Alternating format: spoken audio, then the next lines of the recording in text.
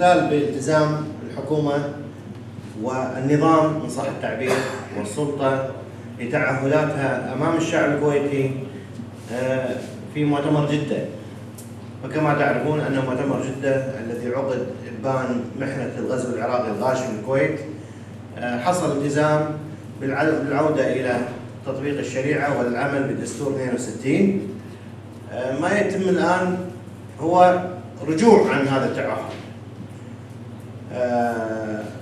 الشيخ جابر رحمة الله عليه وفى بتعهده وأنشأ الهيئة العليا للاستكمال أحكام الشريعة الإسلامية، وقامت بتقديم بعض القوانين، وللأسف كانت الحكومات المتعاقبة معوق لتنفيذ إرادة سمو الأمير، وهي تحقيق رغبة الشعب الكويتي. تطبيق الشريعة فريضة ربانية ورغبة شعبية أو إرادة شعبية ورغبة أميرية سامية. هذه الرغبة التي كان يتمناها الشيخ جابر رحمة الله عليه. ما حصل الآن هو تراجع عن هذه الالتزامات، ونحن نطالب بالالتزام بهذه الوعود. الله عز وجل يقول أوفوا بالعقود، فالعقود والمواثيق يجب أن تحترم في هذا الشأن. نحن كل قانون فيه أسلمة الشريعة الإسلامية وأسلمة القوانين يجب أن يتم العمل فيه، خاصة أن هذا الأمر أخذ فتوى فيه من الأوقاف ورجع من الأوقاف أكثر من مرة. النقطة الثانية نستغرب من تراجع الحكومة وخضوعها للضغوط بعد أن قررته في مداولتين.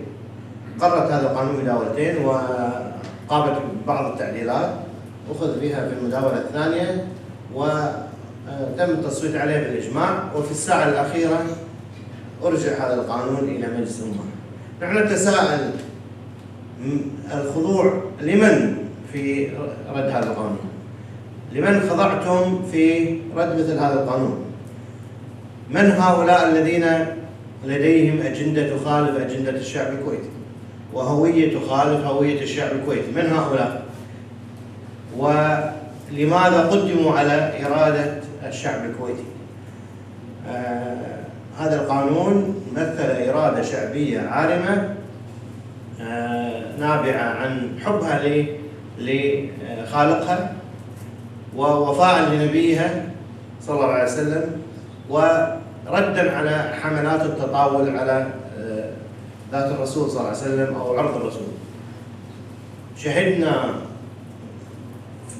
خلال الفترة الماضية جرأة البعض من خلال استخدام بعض وسائل التواصل الاجتماعي للتطاول على عرض الرسول صلى الله عليه وسلم.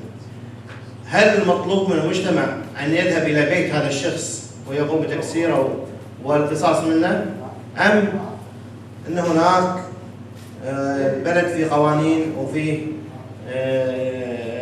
سلطة تردع مثل هؤلاء؟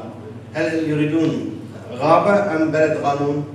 هذا المفروض أن يكون بلد قانون، السلطة تقتص من هؤلاء وليس الناس تأخذ حقها بيد حتى لا نتحول إلى بلدة أو حارة كل من إيده إن صح التعبير.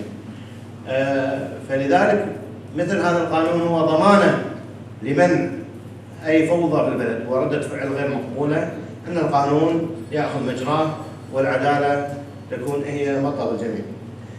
القضية الأخيرة أن إرادتنا بإذن الله وهمتنا وعزيمتنا لن تفتر عن الاستمرار في إقرار مثل هذا القانون. تعرفون هذا القانون قدم في المجلس الماضي ومع ذلك واصلنا في تقديم هذا المجلس، وحتى إذا رد سنحاول تقديمه إن شاء الله مع بداية دور الانعقاد.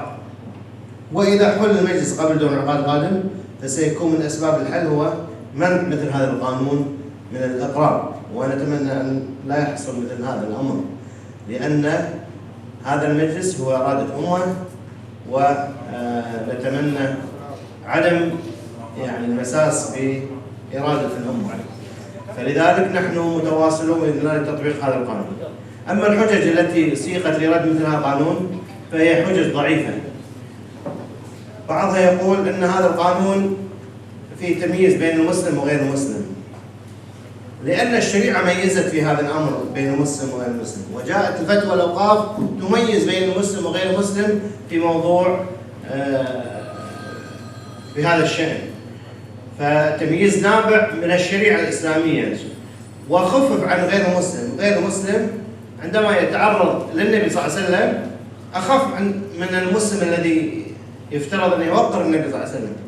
هذا من ناحية. ثانيا أن الدستور نص أن الشريعة مصدر أساسي للتشريع، والمذكر التفسيري أشار إلى أنه هذا النص يلزم المشرع الأخذ من الشريعة الإسلامية ما وسعه الأخذ، والشريعة الإسلامية ميزت، فإذا هذا القانون غير مخالف للدستور ومتوافق مع المادة الثانية، ولا يتعارض مع من نص القائل الناس سواسية أمام القانون لا تفريق بينهم بسبب الجنس أو الدين أو اللون.